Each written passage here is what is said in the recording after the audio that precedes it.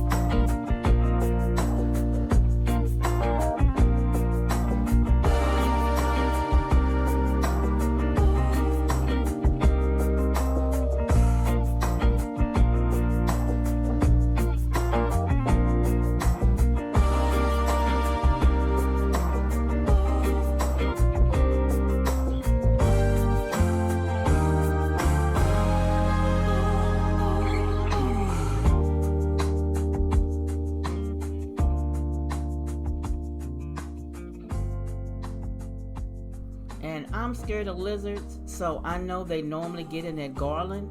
So that's why I have the broom out doing all of that. So if they're in there, they'll get out. Because when I took down the fall one last year, there was a large lizard in there. And my niece got the broom and sent it away. For real. So that's why I hit it with the broom to make sure there was no garlic. Yeah, I almost fell. You know how you step up too quick and you start messing with something and you realize that, oh yeah, you need to be balanced. Well, that was me.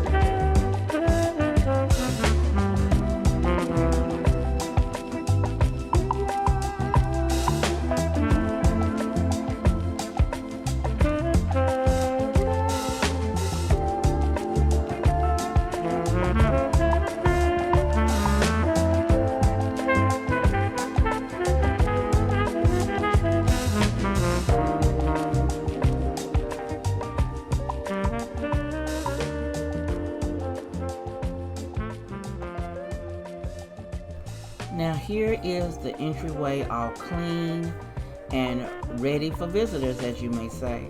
I did it very simple. I kept the pine cones and the greenery in the lanterns for winter, and I left my W out on the mat. Yep, that stays out pretty normal. And I left the white poinsettias in the girl's hair. She needs, she needs her hairdo, right? But this summer or spring, I plan on repainting them because they need an update. I didn't put a wreath out, and I'm glad I didn't because it would have been gone. The porch is cleaned off from Christmas and is simply set up for winter. Thank you so much for spending time with me today. I hope you feel inspired to create a space that's both beautiful and perfectly for you without breaking the bank. Now don't forget you can find me on Instagram, Facebook, and TikTok. The links will be below. I'd love to connect with you there. And I'll see you here next time on Creatively Miss Me.